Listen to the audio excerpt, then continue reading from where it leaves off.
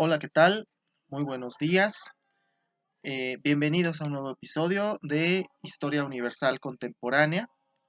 En este capítulo vamos a analizar a la Revolución Rusa y de manera especial hablaremos de la Revolución de Febrero de 1917.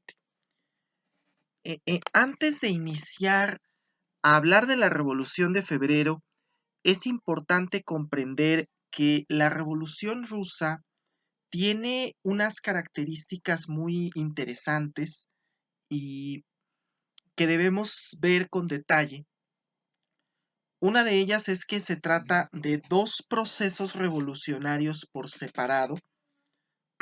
Uno es la Revolución de Febrero de 1917 y la otra es la Revolución de Octubre de ese mismo año.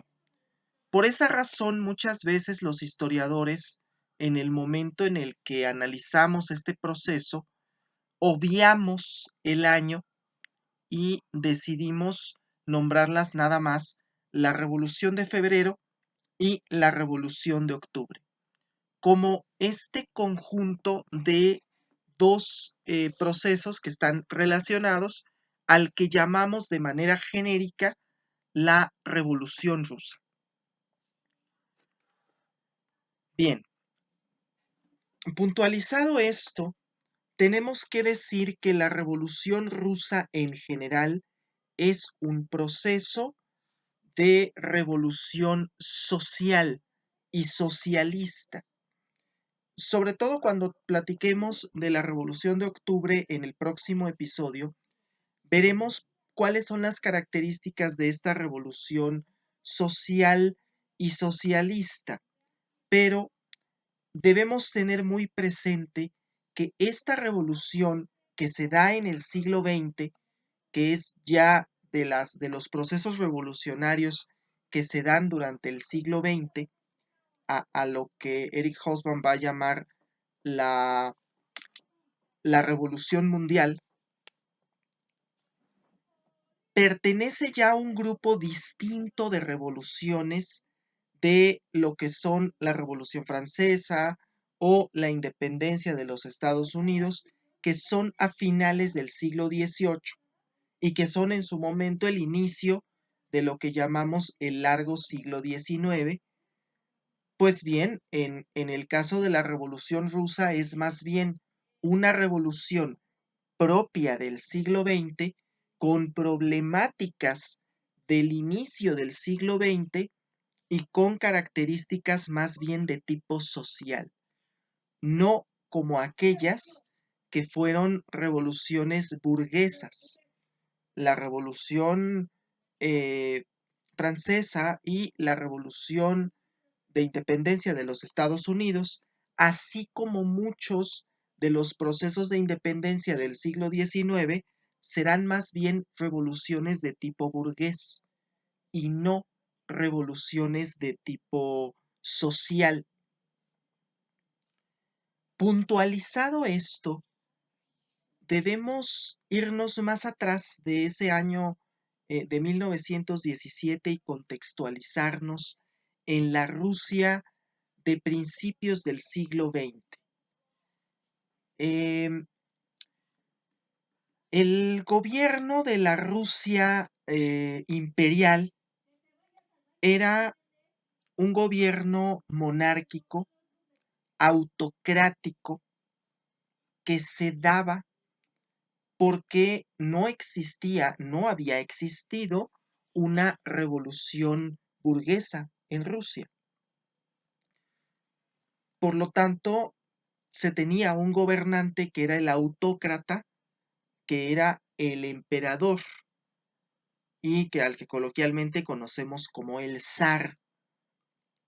En este caso era el zar Nicolás II, que, pues como todos es bien sabido, es el último zar de Rusia. El zar Nicolás nació, creció, vivió en el siglo XIX, en la época de los grandes imperios y de la consolidación de los grandes imperios, Y él era, pues, en el momento en que asciende al trono, a finales del siglo XIX, Nicolás es, pues, el autócrata del imperio más grande del mundo, territorialmente hablando. Un imperio de más de 20 millones de kilómetros cuadrados, un vastísimo territorio y una población enorme. em, Distinto de lo que fueron las revoluciones anteriores, las revoluciones, la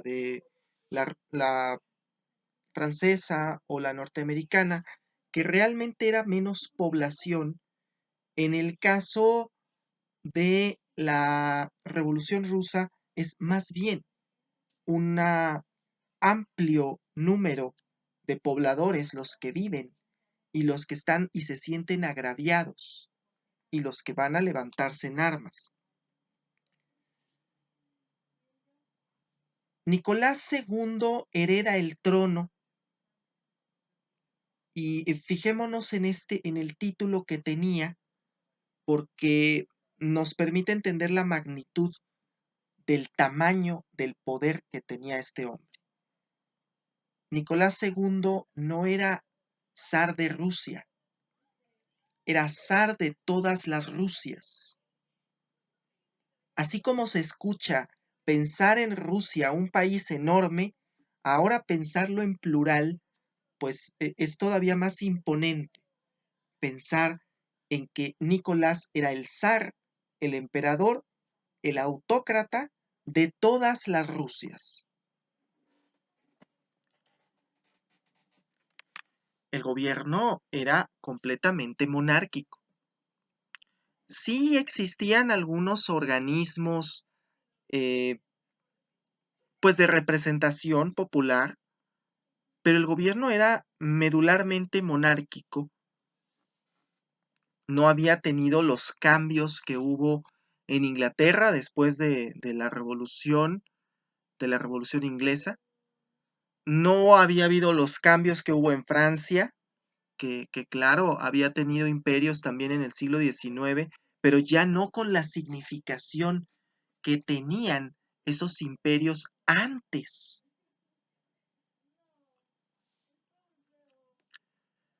Nicolás II asciende al trono a finales del XIX y lamentablemente para él, pues no está del todo preparado para asumir ese puesto.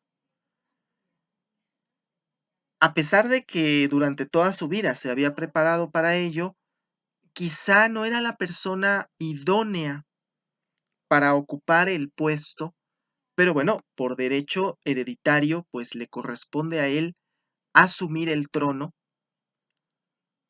y convertirse en el zar de todas las Rusias.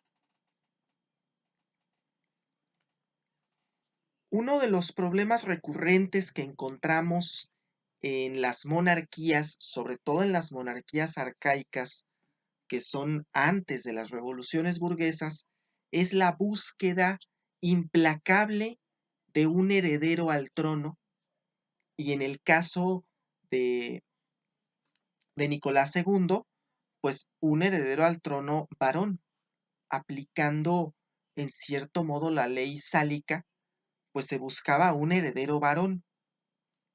Ese fue un problema que había tenido ya Enrique VIII en el siglo XVI y que ahora pues volvía a tener Nicolás II.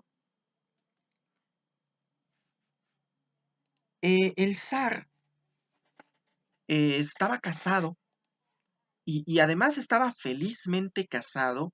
El matrimonio entre el zar y la zarina era de los pocos matrimonios reales en Europa cuyos dos integrantes dormían juntos. El zar Nicolás estaba casado y estaba felizmente casado, además, estaba felizmente casado y procreó además a 4 hijas: Olga, Tatiana, María, Anastasia, la más pequeña, pero pues no le había llegado el varón. A él no le había llegado el varón, le llega hasta después del nacimiento de su cuarta hija, y además de que pues el nacimiento de su zarevich fue pues muy tardío, pues hay un problema serio con la salud del zarevich. Alexei Romanov, el hijo del zar, que nació el 12 de agosto de 1904,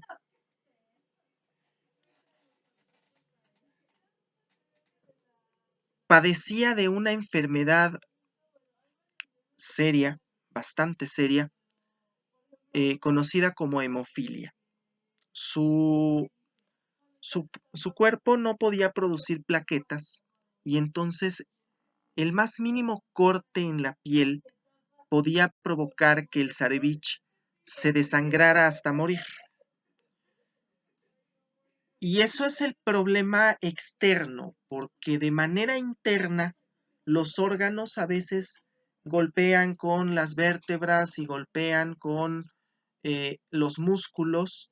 Y bueno, a veces se puede producir un pequeño desgarre interno que cuando uno tiene plaquetas, pues no tiene mayor complicación, pero si no tiene plaquetas, la hemorragia puede ser interna y pues la persona puede morir desangrada sin haber pues derramado una sola gota de sangre. Es algo serio, una enfermedad bastante seria, y además una enfermedad que se ocultaba, que se solía ocultar. Eh, la zarina Alejandra y el zar Nicolás conocen la condición de su hijo, saben que será débil, que será enfermizo y que será difícil que pueda heredar el trono, pero lo ideal será que él sea quien herede el trono a la muerte de Nicolás, y que de alguna forma se preserve la monarquía, la autocracia en Rusia, y que finalmente Alexei se pudiera convertir en algún momento en el zar de todas las Rusias. Porque pues hay que tomar en cuenta que después de 4 embarazos más pues la zarina ya tenía bastante tiempo buscando que naciera un heredero, y finalmente a Alexei le tenía que tocar por derecho, por simple derecho natural, ocupar el trono a la muerte de su padre. Pues, pues bien, Alexei padece esa enfermedad seria, gravísima,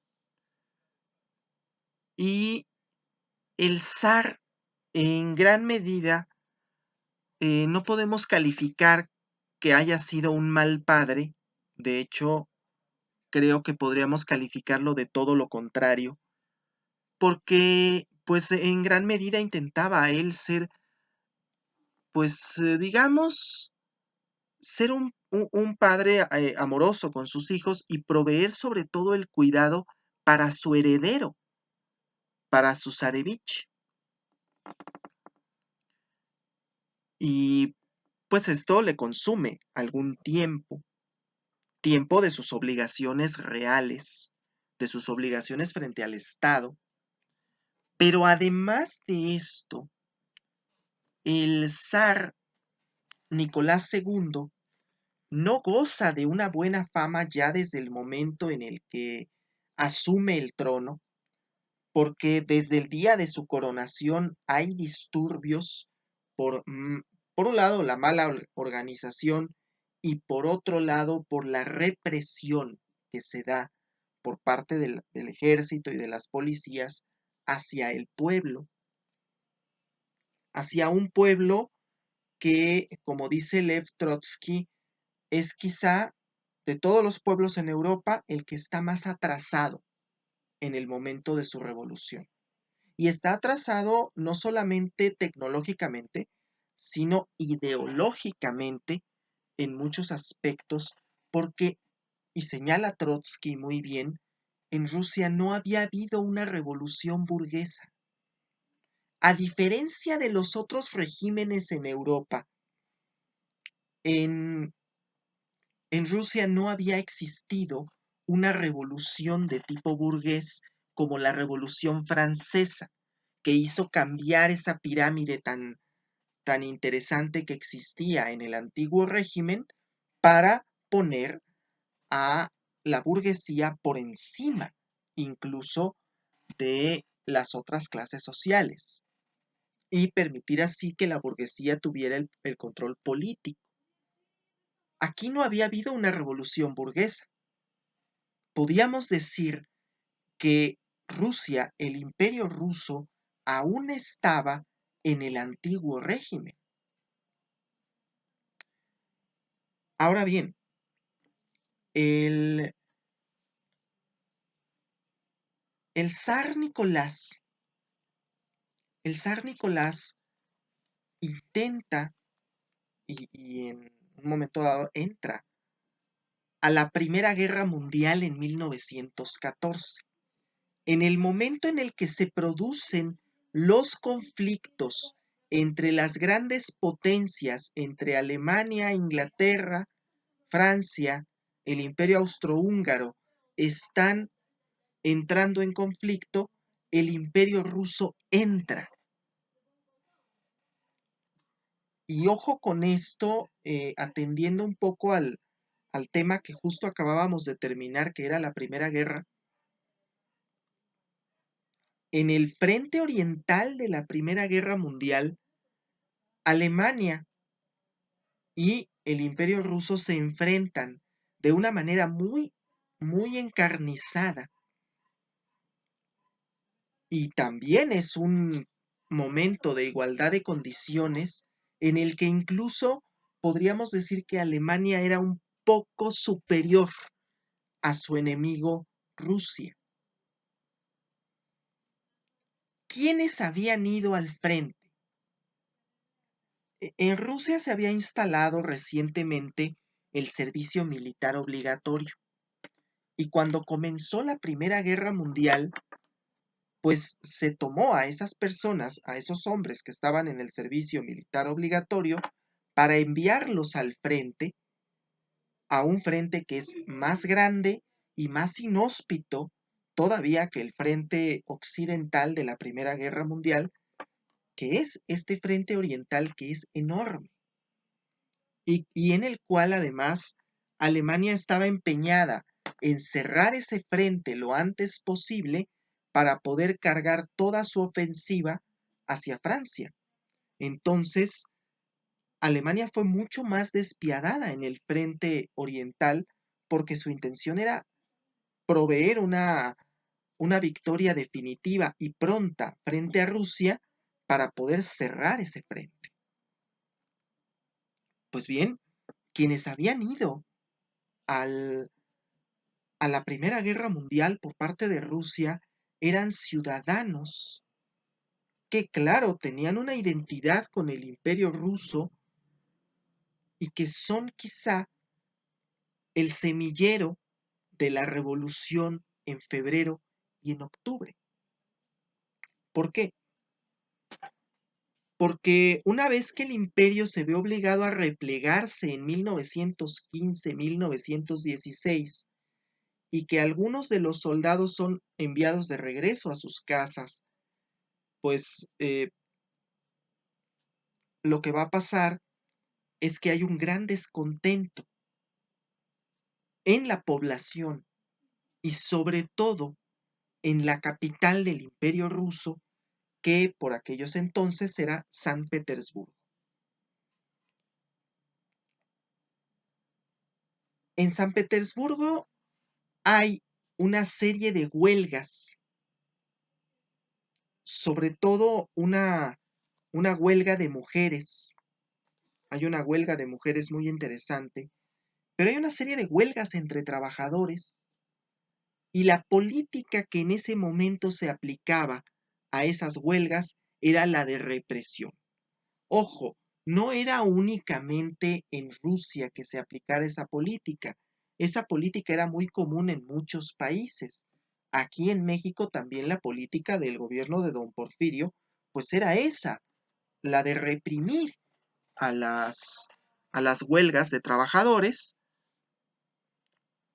Y bueno, no fue la excepción en las huelgas que se sucedieron en San Petersburgo a principios de 1917.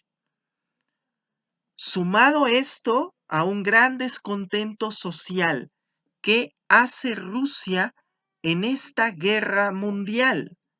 ¿Qué papel tenemos nosotros en el asesinato de un archiduque en Serbia?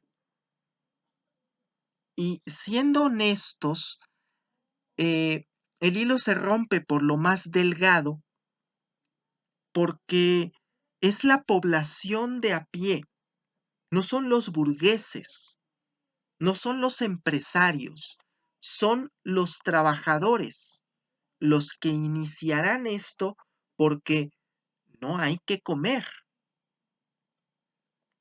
Todo estaba tan racionalizado que inclusive el pan tenía que formarse una persona desde las 3, 4 de la mañana para ver si alcanzaba a que le vendieran una hogaza de pan. Era algo realmente serio la situación económica que tenían las familias proletarias en la Rusia zarista de principios de 1917. Aquí cabe una precisión importante antes de continuar, que es que en Rusia todavía, hasta entonces, se utilizaba el calendario juliano. Y esa es la razón por la que la Revolución de Febrero de 1917 tendrá lugar, de hecho, en marzo de 1917. La Revolución de Febrero tendrá lugar en realidad entre el 8 y el 12 de marzo de 1917, conforme al calendario gregoriano, que es el que manejamos nosotros, pero en Rusia todavía era finales de febrero de 1917 porque no se había hecho el cambio de calendario. Acuerden que hay 15 días de diferencia entre el calendario gregoriano y el calendario juliano. Pues bien, a principios de marzo de 1917, esto estallará de esta forma.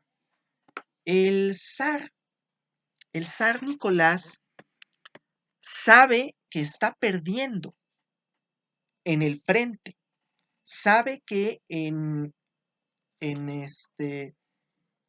el frente de la Primera Guerra Mundial están perdiendo realmente y decide ir al frente, decide supervisar personalmente el proceso de guerra a finales de 1916 y se trasladará al frente en tren.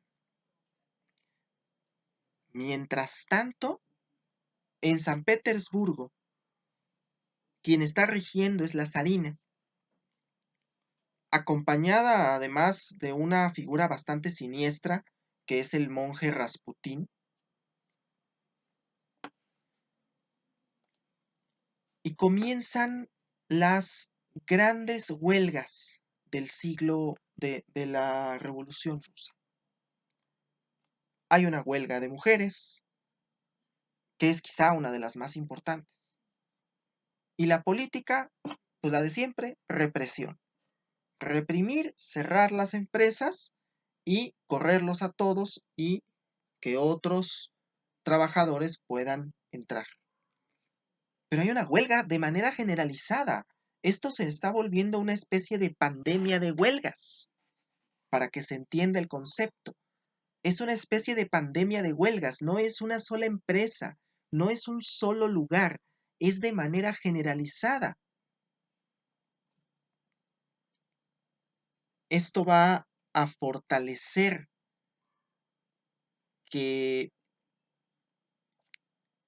que los organismos de representación que había en la Rusia zarista, que eran las dumas, comiencen a tener realmente la atención de la gente y a través de estas dumas comiencen a formarse grupos que quieren formar un gobierno provisional. Ya desde este momento se vislumbra que lo que sigue es el derrocamiento del zar. Cuando el zar finalmente está regresando a su capital, a San Petersburgo, pues es detenido y forzado el 15 de marzo de 1917, es forzado a renunciar al trono.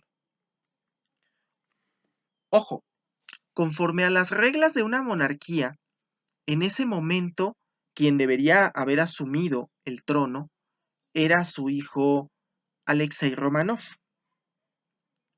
Y de hecho, originalmente el primer documento que se redacta es precisamente la abdicación del trono de Nicolás a favor de su hijo Alexei Romanov, pero horas más tarde se cambia. Y la abdicación es por parte del zar y de su hijo, el zar en representación de su hijo también, renuncia a sus derechos hereditarios de la corona a favor de su hermano Miguel. El hermano Miguel, el hermano menor de Nicolás, decide no aceptar el trono. Ese mismo día, él decide no aceptar el trono ruso y con eso terminan más de 300 años de la dinastía de los Romanov. No había otra familia que pudiera asumir el trono en ese momento, ni había voluntad política para que alguna otra familia asumiera ese trono en Rusia. ¿Qué es lo que había? Un gobierno provisional ya formado por la Duma. Pero a la par de la Duma empiezan a formarse otros grupos, a los que conoceremos coloquialmente como los soviets. Y de ahí podemos empezar a vislumbrar por dónde viene si hablamos de los soviets, que finalmente son los que van a conformar la Unión Soviética en 1924. Precisamente por estas diferencias que habrá de tipo ideológico entre el gobierno provisional, que todavía es de una élite, y los soviets, que son más bien, pues, del pueblo en general, pues veremos que la Revolución de Octubre tiene por objeto instaurar un régimen comunista en la Rusia que ahora ha perdido a su zar y que ya no quiere la monarquía. Y decía Trotsky, en cuestión de 8 meses, la monarquía ya no existe y el régimen comunista ha empezado.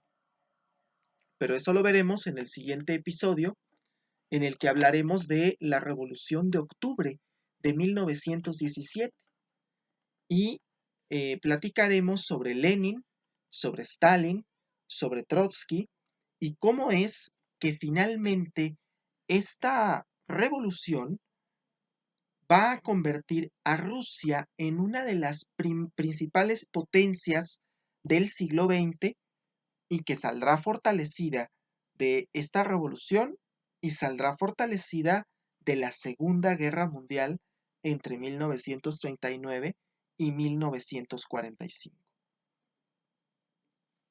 Muchas gracias y buenas tardes.